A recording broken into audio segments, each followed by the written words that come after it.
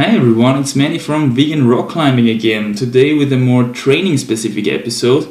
I often get the question, how important is it to be able to lock off holds, How important is it to have some lock off power?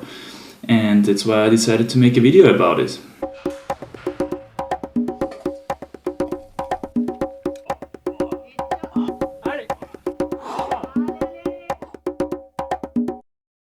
In the first part of this video, I'm going to show you 3 examples where lock-off power can actually be really useful for your climbing, can really be beneficial for your climbing. And in the second part, I'm going to show you how to train the lock-off power, how you can actually train your shoulders, elbows and upper arm to get some lock-off power. Okay, so let's jump right into it. For the purpose of this video, I've created some boulder clips which should demonstrate the textbook examples of lock-off moves, okay? So let's jump right into it. The first one, this one here, and take a closer look at the move from this hold to this hold, because here it's going to be where the lock-off will take place. All right, so let's check it out.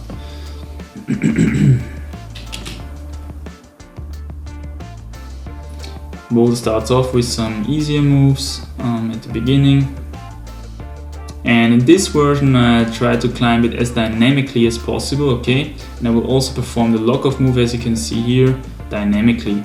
And this leads me also to the first consideration which you have to make when you do lock-offs. Lock-offs will always cost you more power than the dynamic version of the same move, okay? So it's always a trade-off. A lock-off is a trade-off between efficiency and safety to hold the next hold, alright?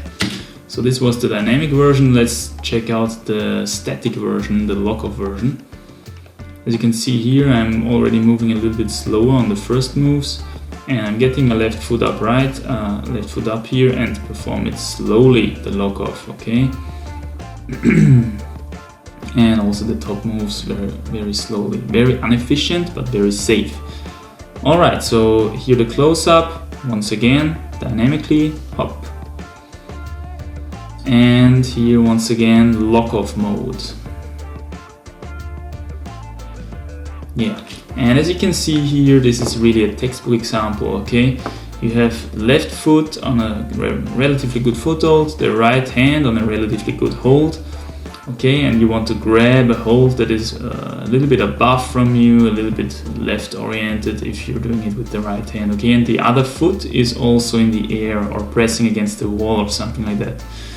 And in such situations, the lock-off is really, let's say beneficial, because you can really control how you grab the next hold, but we're going to discuss about that later.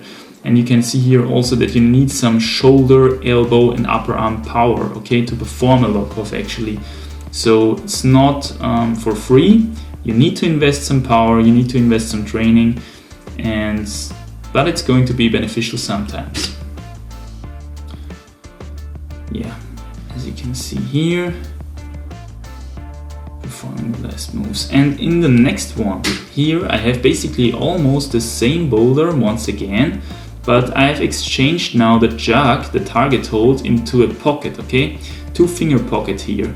And what you should keep in mind is that the pocket is harder to hit than the jug, okay? So the dynamic move to the jug was easy because the jug is easy to hit. It's easy to sort the fingers in, and also if you lose your feet while doing the dyno, it's no problem because you're easily going to stick the jug, alright? All these things are different with this pocket here.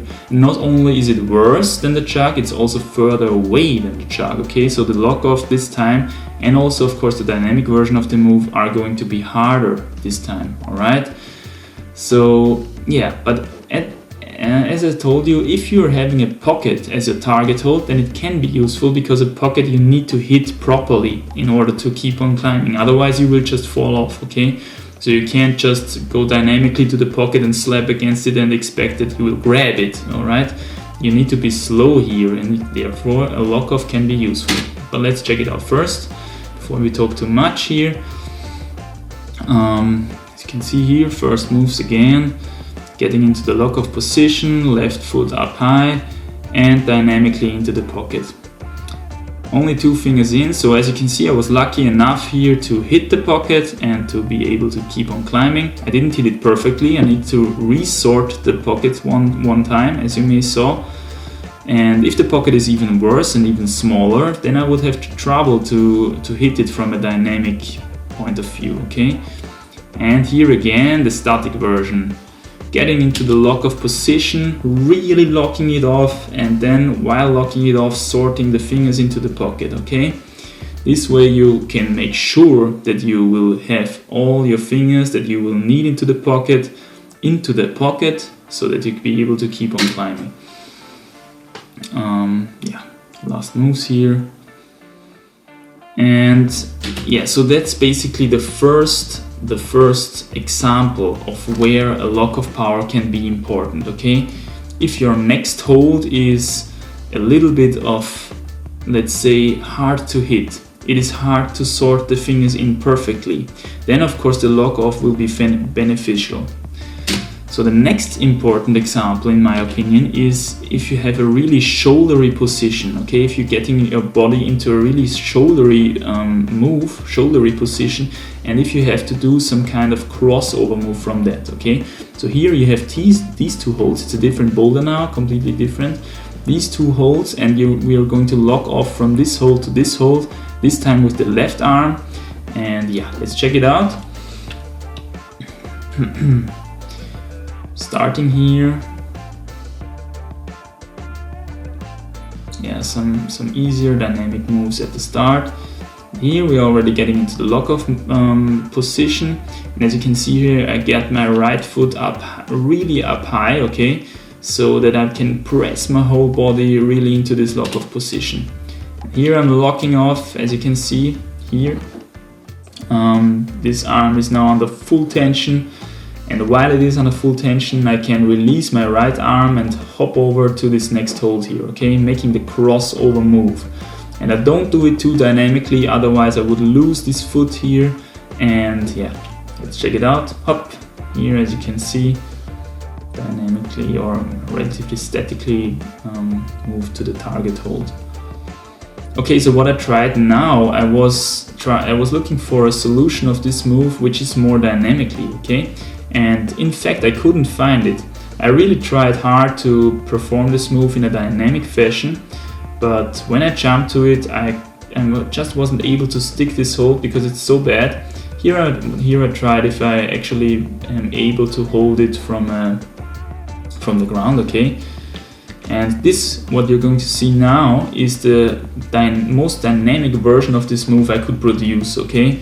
So it was, of course, a little bit more energy efficient because as I said before, the lock-offs are going to cost you more power always, but it was, yeah, a little bit more unsafe, okay? Because yeah, it's really sketchy and you are really afraid that you're going to lose your foot and you're going to slip off the hold. All right, so let's check it out. Up.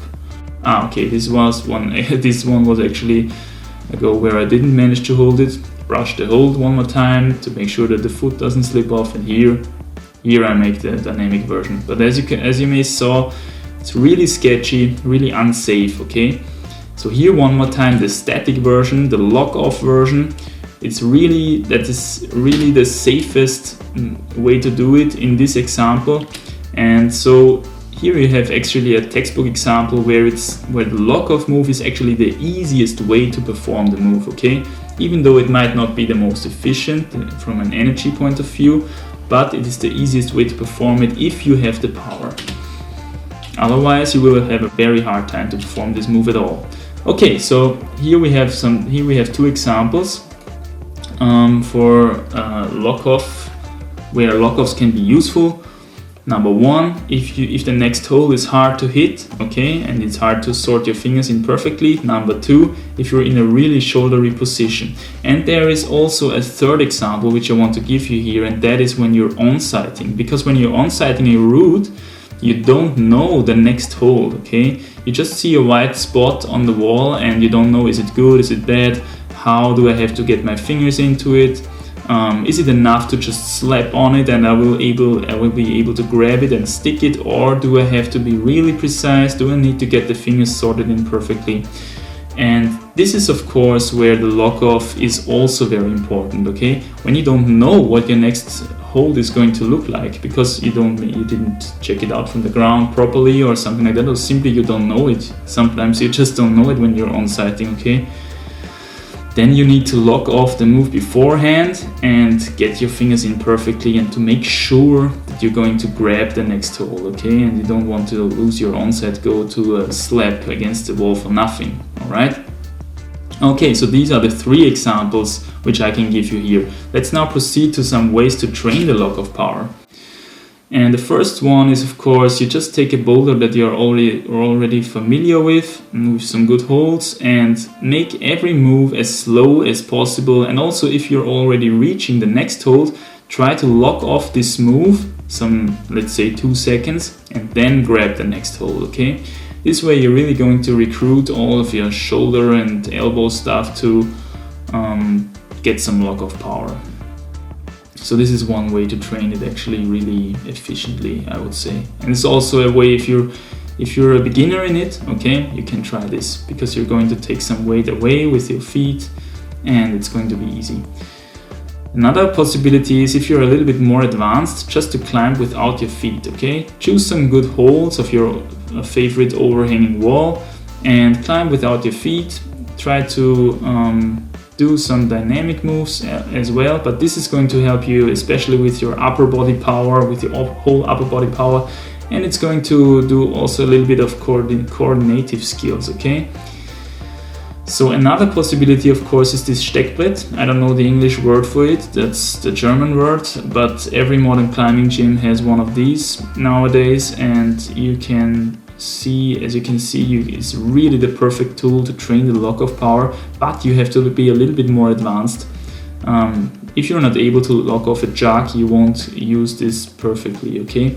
So make sure that you are able to lock off on such a rod, and then you can use it. Another possibility, of course, is on the bar, getting into the pull-up position and leaning over, always to one arm, until you can let the other one go. As you can see, as I'm doing it here.